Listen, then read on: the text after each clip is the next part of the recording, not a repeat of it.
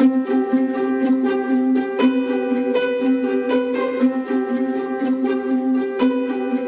you ever found yourself feeling burned out because you've been powering through? Welcome to Free Your Inner Guru. I'm your host, Laura Tucker. In today's episode, we're going to explore why, despite the common belief that it's heroic to power through all the time, it's almost never true. So I'm going to share a not very well kept secret about myself with you here today. Every once in a while, I have been known to overdo it. And I mean overdo it in spectacular fashion. I'm going to call overdoing it in a spectacular fashion powering through. And powering through is no good for you. This time, the lesson started about a month ago. I was out in Toronto running along the waterfront, and around that time, there's been a ton of water, rain, storms, thunderstorms, high winds. Most of the beach had been washed away, and there was a lot of debris on the path. And as I was running and taking in all of the change in the landscape around me, I wasn't looking down and missed seeing a section of a branch from a tree that had washed up on the path, and I landed on it awkwardly with my right foot. And it hurt. It hurt so much. I do remember the F-bomb that I dropped, and I crouched down and rubbed it off and shook it out and realized it wasn't sprained, and I just kept going. And then a couple of days later, we went away on a weekend trip with my family. And the first time that I remember noticing that something wasn't quite right with my foot was while I was watching my husband finish a half marathon. And I was leaning on the fence by the finish line in the finishing chute of the race and shifting my weight around awkwardly, but I didn't really think anything of it. And on and on and on it went. And there'd be a few good days and a few bad days, and then I started noticing that there was some swelling in my feet, and I thought it was because I was sitting too long at my desk. And we keep hearing all these messages about you have to get up from your desk, once an hour. I have an Apple Watch that will tell me that throughout the day, and yet I get very absorbed in what I'm doing. So hours and hours can go by while I'm writing or coaching or working online. And I also turned 50 not that long ago, so I started attributing some of the way I was feeling to, heaven forbid, getting a little older. So the weeks went by, and I went for a massage the week before last, and as the massage therapist was working on my leg, she touched a part of my foot that was so sore that I basically yelled. And I normally have a good tolerance level for, good or bad or indifferent, a high tolerance level for pretty deep tissue massage. And she says to me, Laura, I'm barely touching this. I think you need to get this looked at. I think you might have a stress fracture. And my response to her was, I don't have time for a fractured foot. We have this, we have that, we have a big party coming up. There's no way it's fractured. It doesn't feel bad all the time. And she just looked at me like I was crazy. So I continued to power through and do what we were doing. In the morning of the party, which was a week ago Saturday, I get up in the morning and I go out to run some errands. And those errands included Costco and IKEA, both on a Saturday morning. And I go to pop the locks on my car and open the door, and the battery's dead. I'm like, what's going on here? The car won't start after I opened it manually with the key.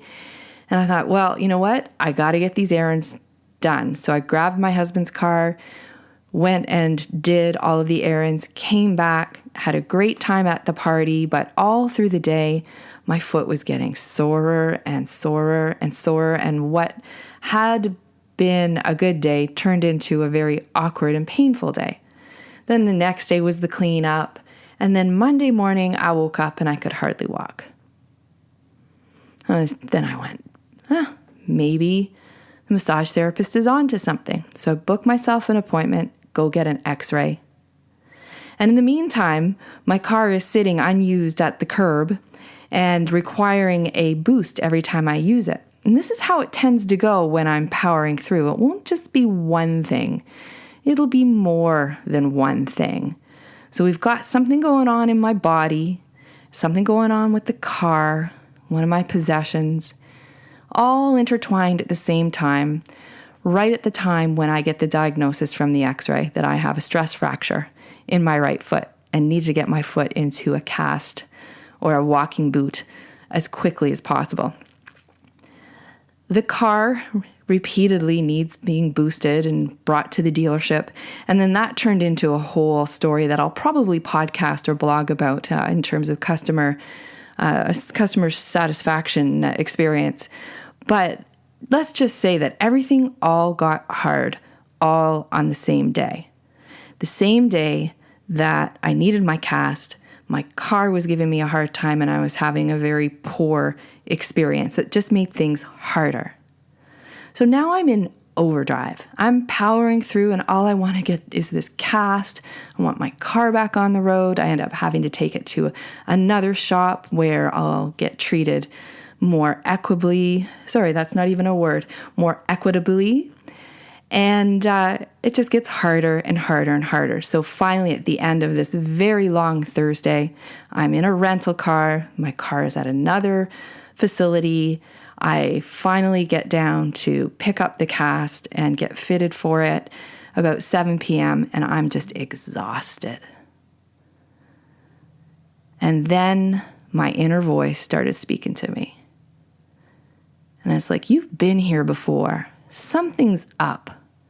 And if you want to dig into the physiology of powering through, I'm going to suggest that you go back and listen to a couple of podcasts ago, the interview with Kelly Greer, to learn about stress and cortisol and going into overdrive and what that's like in the body. And I definitely had that burnt out, adrenal, cortisol kind of feel. And I was like, there's a pattern here. And I don't really feel like it's done yet.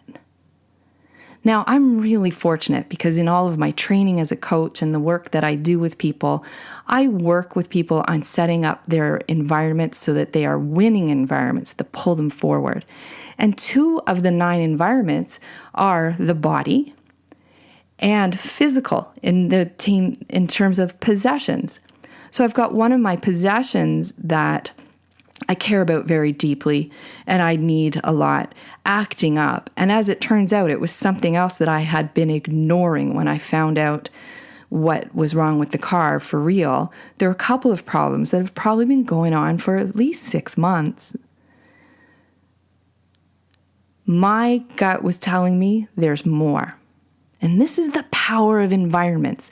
We tend to replicate all of our patterns in environments. And I had patterns going in 2 of my environments, the body and my possessions. I was like, what else? Where else in my life am I feeling like this? And it was something to do with my business. There's something I've been tolerating for ages now that's been making me crazy, but it's good enough the way it is. It's still kind of sort of functioning. It's not really helping me get to my goals. And it is exactly what is known as a toleration, something in your environment that's draining your energy. And I realized where else it was in my 9 environments that I was feeling this way. It was my website.